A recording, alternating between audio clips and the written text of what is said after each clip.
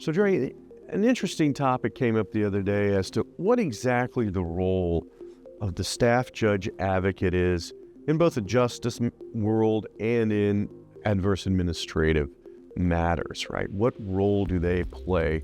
Now, I've never been a staff judge advocate or deputy. You've served as a deputy staff judge advocate.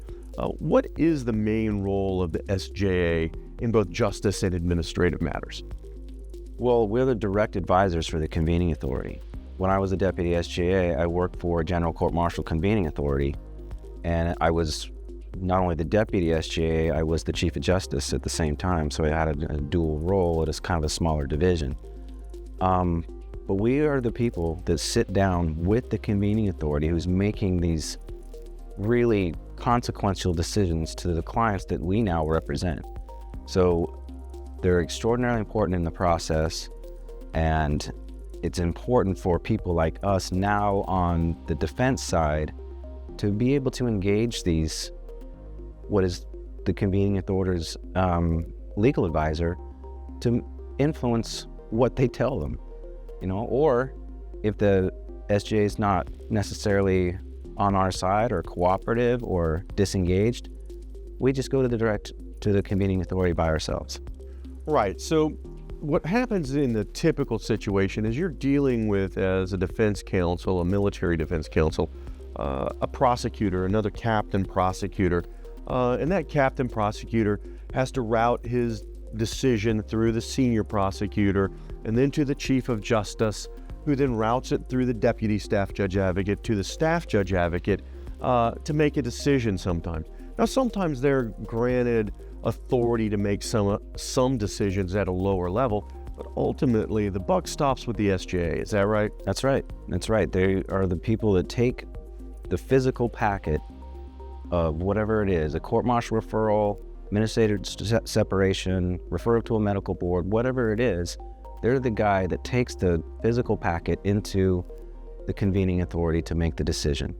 So we have to be able to influence that guy before he sits down with the convening authority to make a decision that's going to affect our clients for the rest of their life. That's right, because sometimes it's not good enough to just deal with the trial counsel or the chief of justice. Right. They ultimately, you can convince them to take the action you want, but they still have to convince the staff judge advocate or the deputy. I'm not recommending that you bypass these guys, right? You keep them in the loop, but sometimes your decision maker is that staff judge advocate, and you gotta have the ability and the gumption to go to that staff judge advocate and request a sit down to ask for specific action. Absolutely. And the beauty about our practice is we don't have a promotion to worry about. We're not worried about our next assignment. We're not worried about anything like that except defending our client. So we have no problem going directly to the chief of justice, directly to the deputy SJA, directly to SJA or the convening authority, because we have nothing to lose. We're retired. We had our careers. Now our only concern is defending our client. Right. And let me give you an example. I recently, in the last month, came back from a trip where I flew from Germany to Washington, D.C. And the purpose of my trip was to have a specific meeting with a staff judge advocate in a case. And the purpose of that meeting was to try to get an alternate disposition in a case. And the staff judge advocate gladly met with me. He was an 06. I had actually served with this 06 before. We weren't friends, but we had served in the same location. We knew each other. And the deputy staff judge advocate, who I've tried a case against, was there, and then the chief of justice was there. And I sat down and I spent 20 minutes arguing my client's case as to why there should be an alternate disposition.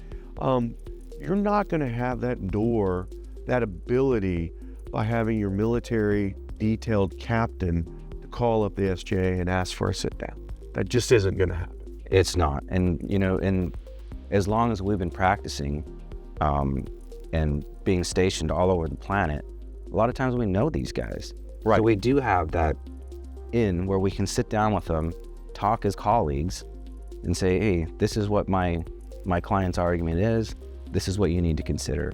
And we have the ability to do that a 03 service member does not possess. Right. So when you've got an action that perhaps can be solved through alternate disposition, it's important that you engage us. It's important that you call us, and so that we can make that strong argument for you to the convening authority or his legal advisor. Right, and the earlier the better. The earlier we can get in the process, the more influence we can have to direct the case that's in the best interest of our client. Right, and I'll tell you, the last sit down that I had with a SJA, he was perfectly frank with me, and he told me, hey, if you gather the support of this person and that person, it'll be much easier to make that argument to the convening authority. So it was a good conversation. It left me some homework to do, but it was still a good conversation. Yeah, and it's a perfect example of why call us early, get us involved, we can help you. All right. I'm Will Helixon, the Warrior Advocate. This is the Law Office of Will M. Helixon. You defend the nation. We defend you.